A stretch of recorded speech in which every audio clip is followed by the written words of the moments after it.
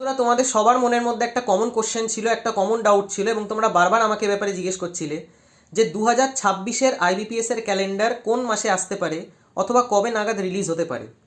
তো দেখো বন্ধুরা, আমি তোমাদের জানিয়ে দিই, এর আগে আমাদের যত ব্যাংকিং এক্সামস হয়েছে সেইখানে আইবিপিএস তার ক্যালেন্ডার জানুয়ারি মাসেই রিলিজ করেছে এবং তার থেকেও বড় কথা জানুয়ারি মাসের থার্ড উইকে রিলিজ করেছে। অর্থাৎ 15 তারিখ থেকে 20 তারিখের মধ্যেই আইবিপিএস তার ক্যালেন্ডার দিয়ে দেয়, যেখানে সমস্ত ব্যাংকিং এক্সামসের পরীক্ষা কবে হবে না হবে তার ডেটসগুলো মেনশন করা থাকে। যেমন আইবিপিএস পিওর পরীক্ষা কবে হবে, অথবা আইবিপিএস ক্লার্কের পরীক্ষা কবে হবে, আরআরবি পিওর পরীক্ষা কবে হবে, আরআরবি ক্লার্কের পরীক্ষা কবে হবে। তো এই সমস্ত পরীক্ষাগুলোর ডেটস অলরেডি আইবিপিএস তার ক্যালেন্ডারে বিশেষ করে জানুয়ারি মাসে রিলিজ করে দেয় এবং সেইখান থেকে আমরা একটা আইডিয়া পেয়ে যাই যে সেই সমস্ত পরীক্ষাগুলো আমাদের কোন মাসে হতে চলেছে, অথবা সেই সমস্ত পরীক্ষাগুলোর প্রিলিমস মেন্স ইন্টারভিউ কবে হতে পারে। কিন্তু এইবার যে 2026-এর আইবিপিএসের ক্যালেন্ডার, সেটা একটু দেরি করে আসতে পারে, একটু লেট করে আসতে পারে। অর্থাৎ তোমরা জানুয়ারি মাসের লাস্ট উইকে অথবা ফেব্রুয়ারি মাসের ফার্স্ট উইকে এক্সপেক্ট করতে পারো। এবং তার পেছনে প্রধান কারণ হলো এইবারে সমস্ত ব্যাংকিং এক্সামসের সিকোয়েন্সগুলো আইবিপিএস চেঞ্জ করে দিয়েছে। অর্থাৎ এর আগে যত ব্যাংকিং এক্সামস হতো সেইখানে আরআরবির পরীক্ষাগুলো সবার ফার্স্টে হতো, আরআরবি পিওর পরীক্ষা হতো, আরআরবি ক্লার্কের পরীক্ষা হতো, তারপর আইবিপিএস এর পরীক্ষা হতো। অর্থাৎ আইবিপিএস পিওর পরীক্ষা হতো, আইবিপিএস ক্লার্কের পরীক্ষা হতো এবং সবার লাস্টে এসবিআই এর পরীক্ষা হতো। অর্থাৎ এসবিআই পিওর পরীক্ষা হতো, এসবিআই ক্লার্কের পরীক্ষা হতো। কিন্তু এইবার 2026-এ আইবিপিএস তার পরীক্ষার সিকোয়েন্সটা চেঞ্জ করে দিয়েছে। অর্থাৎ সবার প্রথমে তোমরা এসবিআই এর পরীক্ষা দেখতে পারবে। অর্থাৎ এসবিআই পিওর পরীক্ষা সবার আগে হবে, এসবিআই ক্লার্কের পরীক্ষা সবার আগে হবে, তারপরে আইবিপিএস এর পরীক্ষা হবে।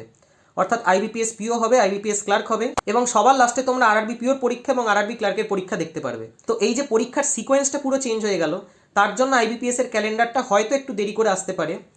তো সেটা মোস্ট প্রবাবলি জানুয়ারি মাসের লাস্ট উইক অথবা ফেব্রুয়ারি মাসের ফার্স্ট উইকে তোমরা দেখতে পারো, তার বেশি দেরি হবে না। তো আশা করি তোমাদের প্রিপারেশন খুব ভালো চলছে, একদম ফুল কনফিডেন্সের সাথে, ফুল মোটিভেশনের সাথে সরকারি ব্যাংকের চাকরির পরীক্ষার জন্য প্রিপারেশন নাও। এবং যদি তোমাদের কোথাও গাইডেন্সের প্রয়োজন হয় তো তোমরা গাইডেন্সও নিতে পারো। আমি নিজেও পার্সোনালি সমস্ত ব্যাংকিং এক্সামসের জন্য অনলাইনে ম্যাথস এবং রিজনিং পড়াই। তো তোমরা যদি চাও তো আমার সাথেও কন্ট্যাক্ট করতে পারো। আমার হোয়াটসঅ্যাপ নাম্বার 8617204564। তো যদি তোমরা গাইডেন্স চাও তাহলে কল করো না, হোয়াটসঅ্যাপ করো, কারণ কল অনেক সময় আমি ধরতে পারি না। আমি নিজে আইবিপিএস পিও এবং আইবিপিএস ক্লার্ক দুটো পরীক্ষাই ফার্স্ট অ্যাটেম্পটেই ক্লিয়ার করেছি। তো ন্যাচারালি তোমাদেরকে খুব ভালো করে গাইড করতে পারবো যে কী টেকনিক অফ সলভিং হওয়া উচিত, কীভাবে একটা কোশ্চেনকে অ্যাপ্রোচ করা উচিত। কারণ যে কোনো ব্যাংকিং এক্সামে টাইম একটা ভীষণ ভীষণ ভীষণ ইম্পর্টেন্ট রোল প্লে করবে এবং সবথেকে বেশি টেকনিক অফ সলভিং দরকার পড়ে ম্যাথস এবং রিজনিং সেকশনে। কারণ সেইখানে আমরা সময় সবথেকে কম পাই এবং সেই কম সময়ের মধ্যে সবচেয়ে বেশি কোশ্চেন আমাদের বানাতে হয়।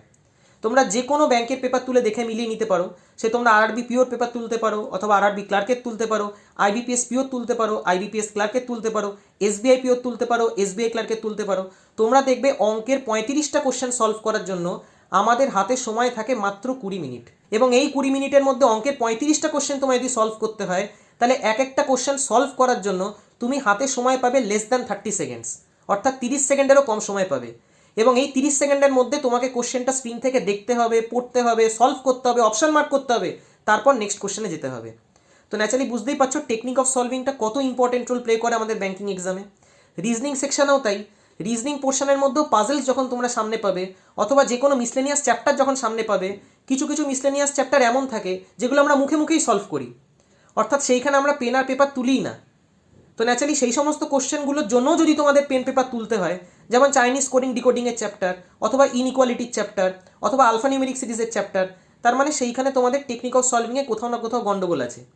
পাজলস আজকে যদি তোমরা প্রপার ওয়েতে সলভ না করতে পারো, পাজলসের জন্য আমরা যেরকম সিম্বলিক নোটেশন লিখি সেই জিনিসগুলো যদি তোমরা না লিখতে পারো, তাহলে পাজলস কোনোদিনও তোমরা তাড়াতাড়ি বানাতে পারবে না। তো ন্যাচারালি প্রত্যেকটা জিনিসের আলাদা আলাদা টেকনিক অফ সলভিং আছে এবং এই জিনিসগুলো খুব ভালো করে শিখতে হবে যদি তুমি ম্যাথস সেকশন এবং রিজনিং সেকশনে খুব ভালো অ্যাটেম্প্ট করতে চাও। এবং মেন গেম চেঞ্জার যে কোনো ব্যাংকিং এক্সামে ম্যাথস এবং রিজনিং সেকশন হবে, সে তোমরা মানো চাই না মানো। আজ অবধি যারা যারা ব্যাংকিং এক্সামে ফাইনাল সিলেকশন পেয়েছে প্রত্যেকের ম্যাথস এবং রিজনিং সেকশন স্ট্রং। যে ক্যান্ডিডেটের ম্যাথস এবং রিজনিং সেকশনে উইকনেস থাকবে সে কিছুতেই কোনো ব্যাংকিং এক্সাম ক্লিয়ার করতে পারবে না। তো ন্যাচারালি টেকনিক অফ সলভিংয়ের ওপর খুব ভালো করে ফোকাস করো এবং চেষ্টা করো তার কাছ থেকেই গাইডেন্স নেওয়ার, যে অলরেডি এই ফিল্ডে সিলেক্টেড, যাতে তার টেকনিক অফ সলভিং, তার মেথড অফ সলভিং, তার ডাউট ক্লিয়ারিং প্রসেস খুব ভালো করে শিখতে পারো এবং সেই জিনিসগুলোকে পরীক্ষায় অ্যাপ্লাই করতে পারো। বাকি আশা করি তোমাদের এই ভিডিওটা দিয়ে কিছুটা হেল্প করতে পারলাম। ভিডিওটা যদি তোমাদের ভালো লেগে থাকে তাহলে অবশ্যই লাইক এবং বন্ধুর সাথে শেয়ার করো। Thank you.